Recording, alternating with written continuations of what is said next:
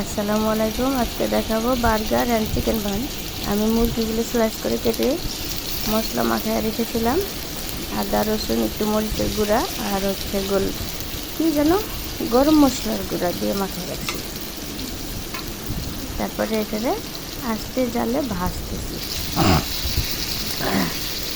ভাজা হয়ে গেলে আপনারা উঠায় নিয়ে তারপরে বার্গারটা রেডি করবেন। আপনারা বার্গার দোকানের থেকে ওই যে বান আছে না, বান পাউরুটিগুলো 10 টাকা 20 টাকা দামের ওগুলো কিনে নিয়ে এসেও করতে পারেন বাসায় যদি না বানান নাকি। আর যদি বাসায় বানাইতে চান তাহলে ছোটো ছোটো পাউরুটি বান বানাইয়া পরে আপনারা ঘরেই বানাইতে পারেন। আর চিকেনগুলো হয়ে গেছে, আমি উঠায় নিচ্ছি। বেশি ভাজবো না, একটু হালকা ভাজা দিতেছি আর কি, অত কড়া করে ভাজবো না।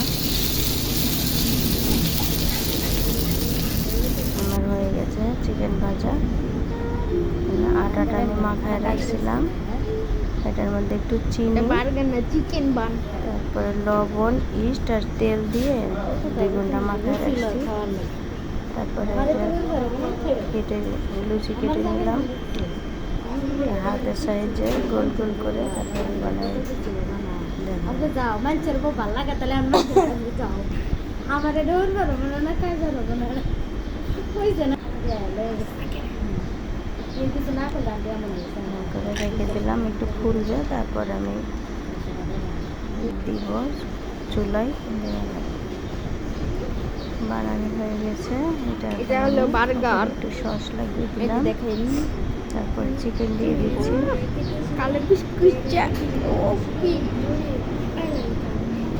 তারপরে আমি টমেটো দিয়ে দিলাম। আপনারা শসা, মেয়োনিজ, তারপরে লেটুস পাতা আপনারা সব দিতে পারেন। আমি এখন কিছু দিলাম না। এই আমার বার্গার হয়ে গেছে। তারপরে আমি বানাবো চিকেন বান। এখন আবদুল্লাহরে খাবে। আমি চিকেন বানটা একটু রুটি বানিয়ে নিলাম। তারপরে মুরগিগুলো ছোট পিস করে নিয়েছি, ছুরি দিয়ে কেটে নিয়েছিলাম, নিয়ে তারপরে এটার মধ্যে আমি দিয়ে দিচ্ছি। দিয়ে এটার উপর আর একটা আমি রুটি দিয়ে দিব। একটু পানি দিয়ে দিলাম যেন জোড়াটা না খুলে।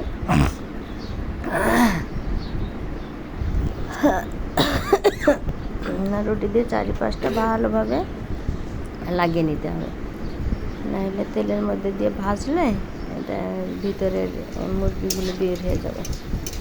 বেশ সুন্দর মতো যে ফুলে যাচ্ছে, দেখেন কি সুন্দর ফুলতেছে আবদুল্লাহ। ডবডবা, হ্যাঁ ফুলে গেছে ডবডবা।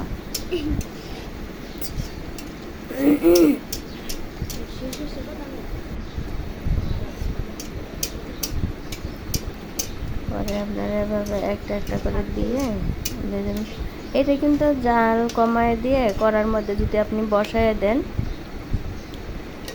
অল্প একটু সামান্য তেল ব্রাশ করে নিয়ে ঢাকনা দিয়ে ঢেকে দেন, এমনি ফুলে যাবে এগুলো। তাহলে তেল দিয়ে ভাজলাম আর কি। দেখছেন কি সুন্দর ফুলছে চিকেন বান। চিকেন গুজিয়া বলে দাও। তারপরে এগুলো আপনারা একটা একটা করে ভেজে নেবেন, নিয়ে উঠে নেবেন। আমার সব ভাজা হয়ে গেছে। আমি আবার আর একটা দেখাই দিই কীভাবে ভাজতেছে। এগুলো তেলগুলো দিলে কিন্তু সুন্দর মতো ফুলে, উপরে গরম তেল দিলে অনেক সুন্দরভাবে ফুলে।